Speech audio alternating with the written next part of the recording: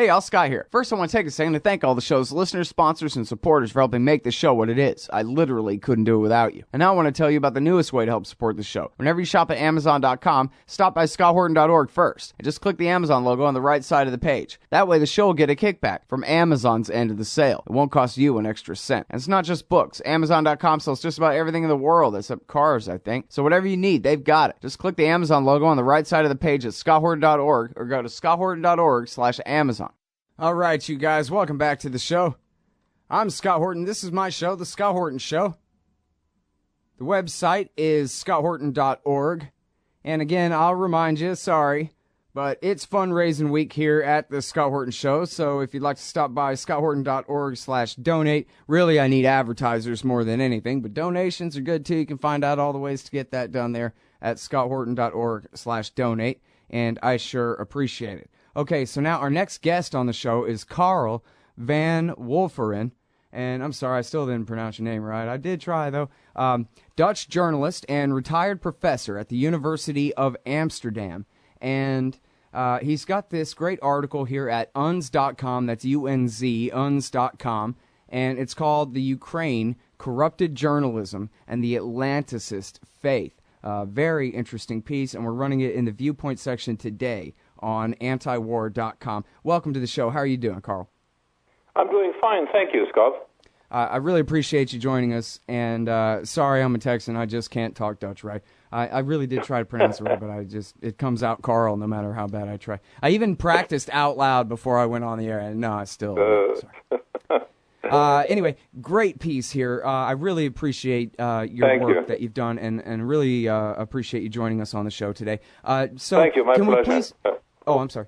Please start, if you could, with the news. What you know, and I guess it may be quite a bit up in the air. But could you please tell us what you know or think you know about what's going on in the East as far as these Russian vehicles and Kiev government claims that they have attacked and destroyed Russian military vehicles inside Ukraine and what I know is probably the same as what you know, is what we get from the news feeds. Maybe I'm not even up to date. I know that these Russian supply, these I think it's 200 trucks that went to the border, and they were searched at the border. I don't know what's happened after that. Yeah, the government of Kiev has claimed that they have destroyed them at night with artillery, which didn't really sound plausible to me. I don't know if the right sector's got that good of aim or what, but I suppose it's possible. But I mean, that would be a major escalation of this thing if it's true. I won't comment on that because I have no idea. The last I looked was about an hour and a half ago, and I didn't read anything of the kind. So. Oh, really?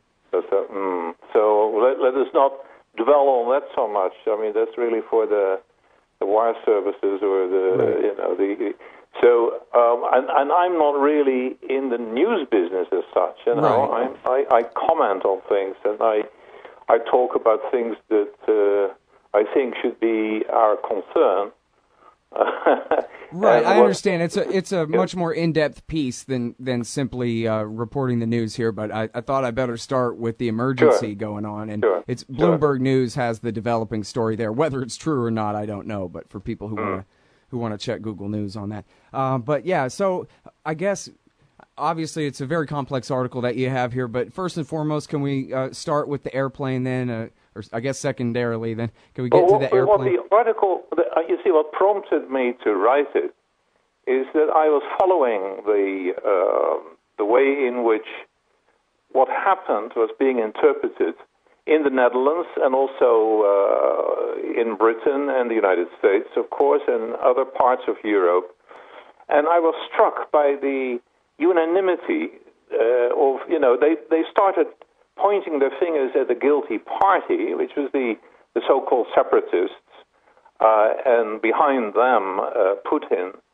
And I thought, this is crazy, because it was all based on the flimsiest of, not even real evidence that consisted of tweets and YouTube video and nothing else. So, as a journalist, when something is very big, especially when it's big, and when there is a kind of a consensus forming about what it is all about, and you realize that it stands on very little evidence, you become curious and you wonder, now, what is going on? And so I started looking at this, and I saw that many potential cues were not followed up. I mean, the editors weren't interested in what could have been the cause that would have pointed at the Kiev government rather than the separatists.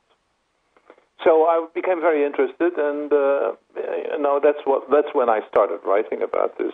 But I also, I've been following the Ukraine story since the coup earlier. That's in February, earlier then, and what preceded it, and it was very obviously something that was triggered very much with the help of American agents, and it's an example of what we see also on the other side of the globe, which is my area of expertise, Japan, China, and so on.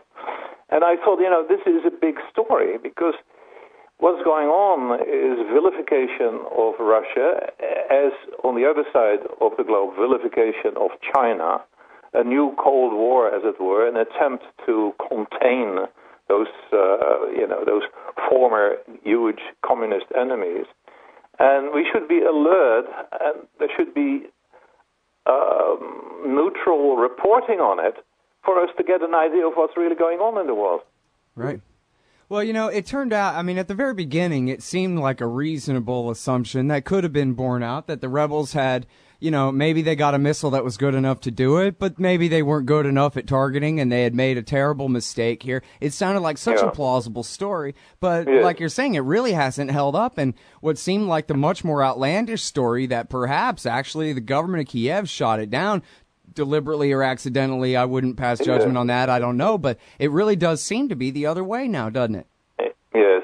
Well, you see, when you follow controversial stories, as I have done over the years in India, in Korea, in Japan, in Vietnam, in Southeast Asia generally, etc., you develop hunches, right? And you go on what you know. You have a lot of tacit understanding in the back of your mind about what is likely, what is possible, and so on. You form an idea about these things. And my initial response when I heard about this, and I heard, who was it, Biden, I think, within minutes of the terrible tragedy happening, already they were pointing fingers at Putin, which was ridiculous, of course.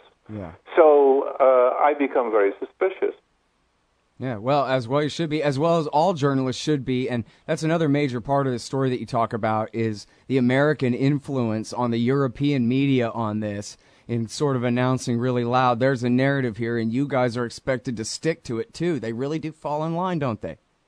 Yes, there's really a sad side to this European journalism, and it's because the English language media, of course, dominate in the world. And there is no European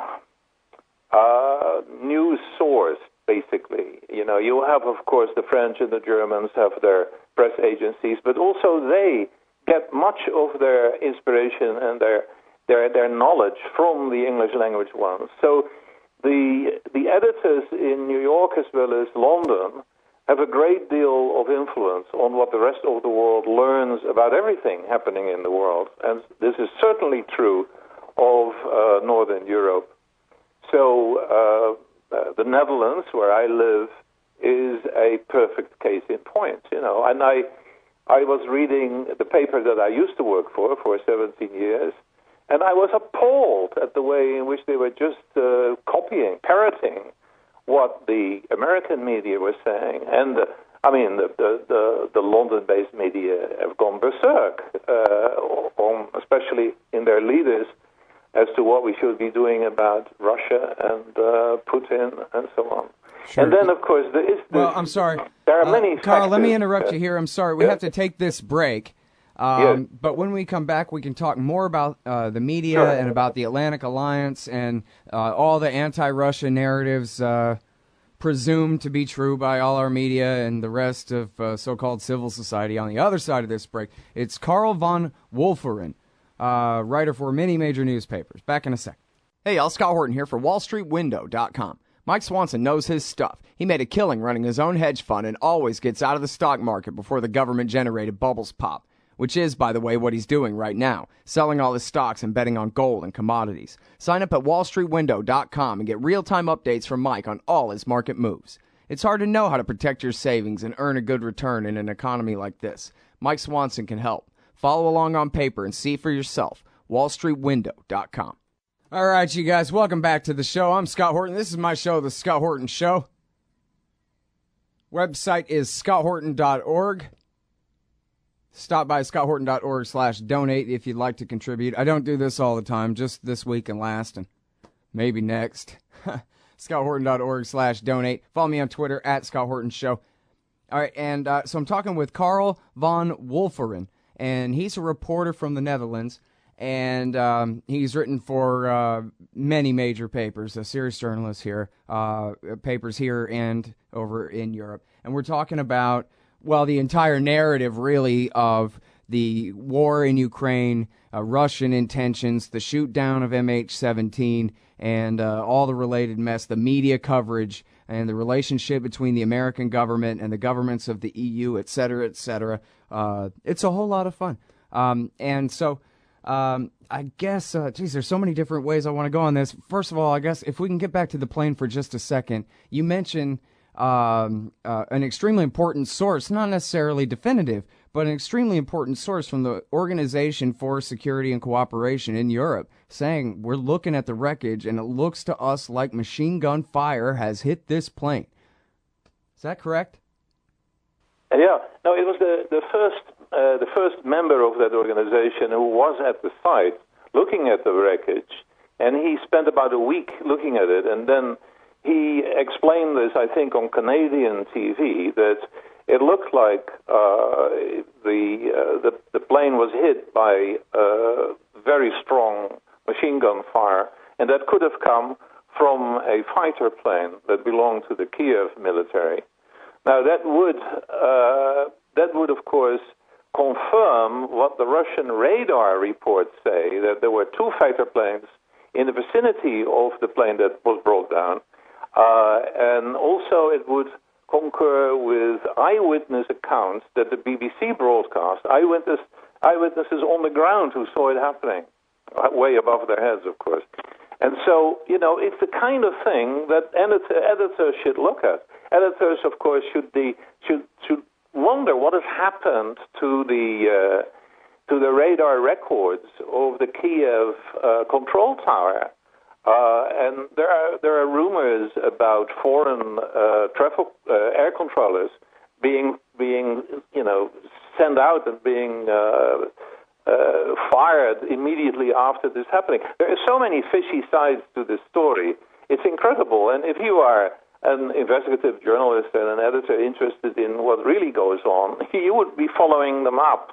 And I think that, I tell you, I told my wife the moment we heard about it, we were returning from vacation and we heard about it in our car driving back to the Netherlands. And I said to her, the truth, perhaps we will never be known because it will be politically determined. And from the looks of it now, I fear that is going to be the case. Mm-hmm. We should continue to insist that, we need to know more. We want to know these things. Well, in American media, that story's already over. I'm not sure. Obviously, it's a bigger deal there in northwestern Europe. But in the United States, they're over the plane. But it sure did help to obscure the major escalation of the war against the eastern provinces. And the story will come back because, what really is going on, of course, is an attempt by the United States, together with NATO, and NATO is an American-controlled organization, even though it's supposed to be, mostly European. And it's an attempt to get closer and closer to a longer and longer stretch of the Russian border to place missile, to the Star Wars, but then all along the Russian border, which is extremely dangerous. I am convinced that in that respect, the American side is playing with fire. Yeah, extremely dangerous is very polite of you to put it that way, what it is that they're risking. And that leads me to the question of whether there's any real split, whether even Germany or any other part of NATO are they in any position to resist America's policy here? Well, that's a very good question, and really that should have our attention, of course. Sometimes I think yes. Sometimes I think there is for example, the sanctions in most of these European countries were not at all eager to join the United States in sanctions against Russia. Then this happened, and they felt more or less forced to do this and to join in because there was so little in the way of alternative opinion, alternative news, and so they thought, okay, it is only the Russians and Putin in particular who is behind this, and therefore we must do something. And that is what, of course, this made them decide a week and a half ago to do this. But nobody likes this, and they realize that sanctions are stupid, and they are, in the long run, a disadvantage to everybody, including, by the way, the United States, of course, because the United States is not working for its own interest at all. It's just, this is another interesting story. Why were they so eager to get this regime change in Kiev? Why are they so eager to go all the way with their Star Wars equipment to the Russian border? Mm-hmm. That's the questions we should be asking. Right. Yeah, I mean, if the answer is, well, they really thought they were going to replicate the Orange Revolution, only even better this time, and they were going to, I don't know, make Crimea an American base, as Putin put it, I'm sorry, we just couldn't stomach the idea of going down there to visit our NATO friends at our old bases in Crimea. That was a bridge too far for us. Is that what they thought they were going to do? And how could they have thought that they would get away with that without provoking exactly what happened instead? The Russians saying, no, thank you. Of course, Scott, you're perfectly right. But what I think, you have tactics and you have strategy. Tactics, Victoria Nuland, who is the head of this East European desk at the State Department, she is very clearly part of that responsibility to protect people, and there's neocon-linked characters in Washington who want to do all this. But it is an entity that's out of political control. They're doing their thing. They live their own. That is living a life of its own, like the military-industrial complex lives a life of its own. The NSA lives a life of its own. It's not under central political control. Obama doesn't have control over it. That's how I see it. So you get these people who are going to extremes doing these things, but it is not attached to an overall global strategy that makes any sense. Yeah, just a bureaucratic, kind of a narrow parochial interest of the actual bureaucrats at NATO. Yes. Yeah. I mean, this is another thing. NATO, well, I thought about a year ago, with its disasters in Iraq as well as Afghanistan, where, of course, part of NATO participated alongside the United States, this NATO is way past its sell-by date, and it has no credibility. It's on its way out.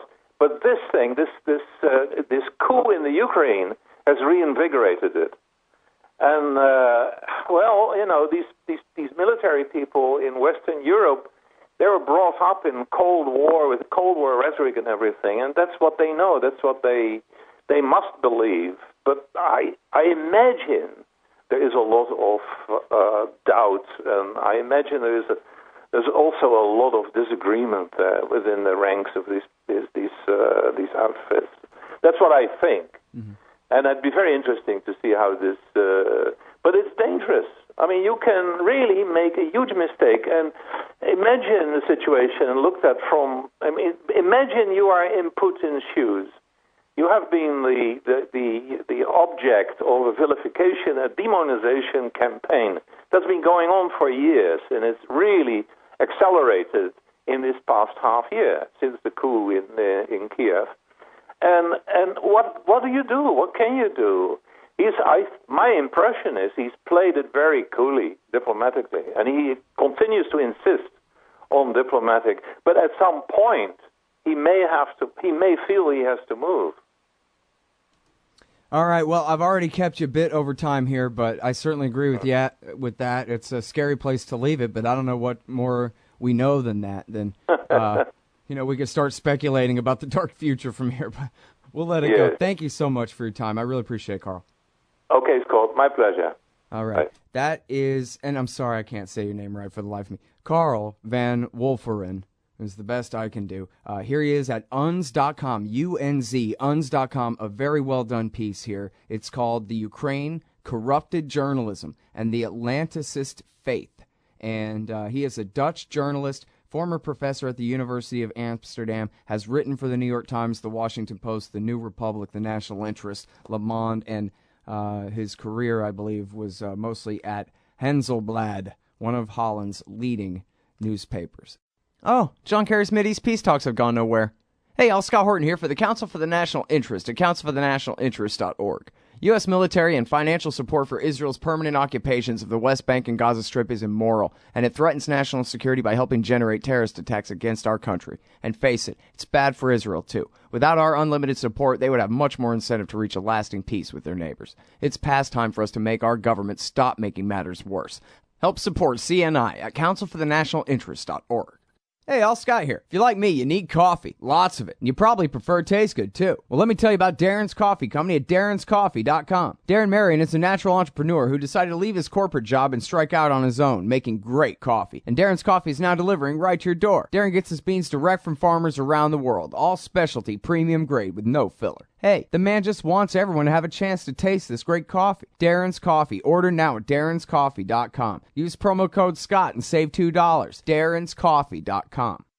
You hate government? One of them libertarian types? Or maybe you just can't stand the president, gun grabbers, or warmongers. Me too. That's why I invented LibertyStickers.com. Well, Rick owns it now, and I didn't make up all of them, but still, if you're driving around and want to tell everyone else how wrong their politics are, there's only one place to go. LibertyStickers.com has got your bumper covered. Left, right, libertarian, empire, police, state, founders, quotes, central banking. Yes, bumper stickers about central banking. Lots of them. And, well, everything that matters. LibertyStickers.com. Everyone else's stickers suck. Hey, y'all, Scott Horton here, and I'm so excited about commodity discs from commoditydiscs.com. They're 1-ounce silver pieces with a QR code engraved on the back side. Scan the code with your phone and get the instant spot price. Commodity discs are paving the way forward for the alternative currency community in America and around the world. The QR code Commodity Disc. Technology has now finally made a real free market silver currency viable. And anyone who donates $100 or more to the Scott Horton Show at scotthorton.org/donate gets one free. That's commoditydiscs.com.